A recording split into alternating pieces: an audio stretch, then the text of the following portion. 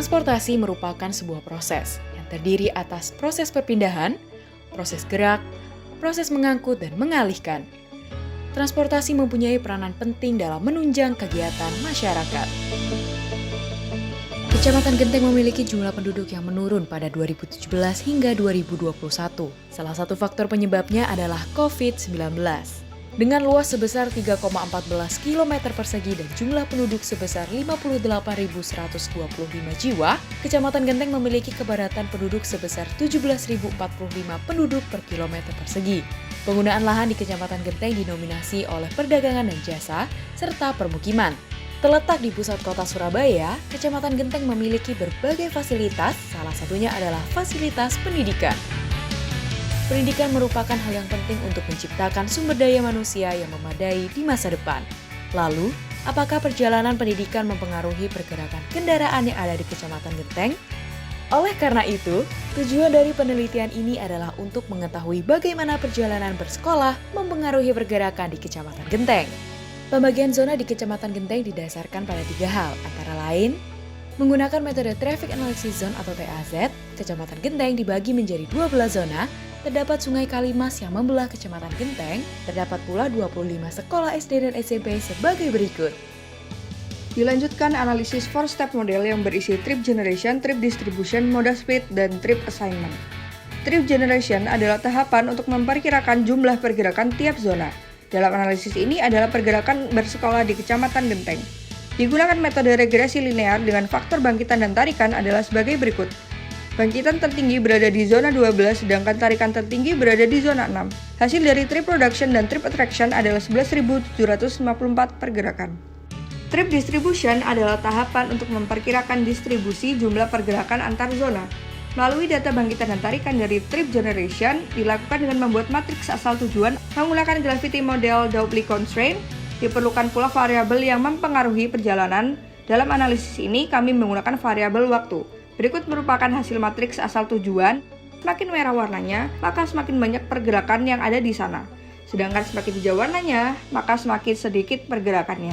Moda speed adalah tahapan untuk memperkirakan moda transportasi yang digunakan oleh masyarakat Kecamatan Genteng melalui model disagregat. Dalam moda speed, data jenis transportasi digunakan untuk mencari proporsi dan selisih waktu antar transportasi. Dalam penelitian ini, terdapat 2 jenis transportasi, yaitu mobil dan motor. Proporsi ini kemudian distandarisasi untuk mendapatkan koefisien. Selanjutnya, utilitas dihitung dengan memasukkan nilai koefisien yang dikalikan dengan selisih waktu. Setelah mengetahui utilitas, dapat dihitung probabilitas antar transportasi menggunakan rumus eksponen. Probabilitas antar transportasi jika dijumlahkan haruslah bernilai 1. Setelah mendapatkan probabilitas masing-masing transportasi, dapat dihitung matriks pergerakan setiap transportasi dengan mengalihkan probabilitas dengan matriks asal, tujuan, dan nilai EMP. Didapatkan hasil volume dengan satuan SMP per jam. Dalam hal ini, pergerakan menggunakan mobil lebih tinggi daripada motor. Trip assignment merupakan tahapan untuk mencari rute perjalanan.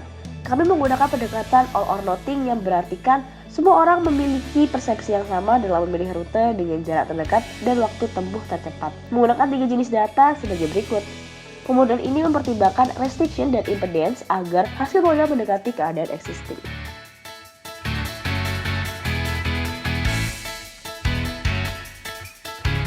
Setelah melakukan analisis first step model existing, perlu dilakukan analisis proyeksi.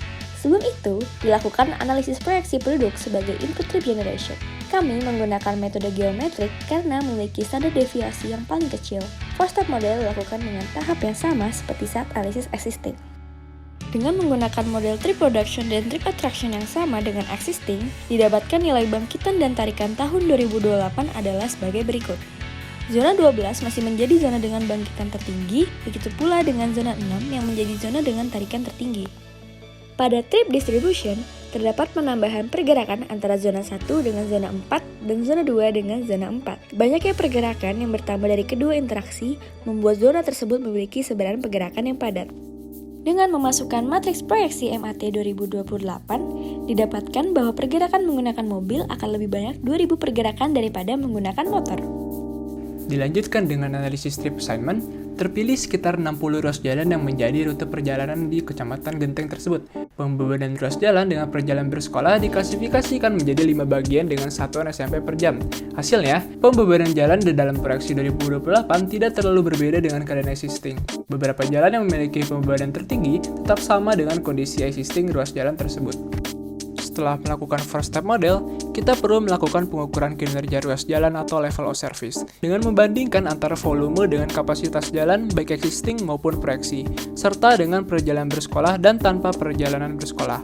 Hasilnya, tidak terjadi perbedaan yang signifikan antara kondisi tanpa perjalanan bersekolah dan dengan perjalanan bersekolah secara existing maupun proyeksi. Hanya saja, terdapat beberapa ruas jalan yang mengalami penurunan satu tingkat LOS. Maka dari itu, perjalanan bersekolah tidak terlalu berkontribusi besar terhadap pembebanan jalan secara keseluruhan di Kecamatan Genteng. Maka dari itu, untuk memperbaiki permasalahan transportasi tersebut, kami telah merancang beberapa program, antara lain mengoptimalisasikan jalan, merencanakan pengembangan moda transportasi yang berkelanjutan, merencanakan pengembangan prasarana transportasi, serta merencanakan pengembangan penggunaan lahan agar dapat digunakan lebih optimal.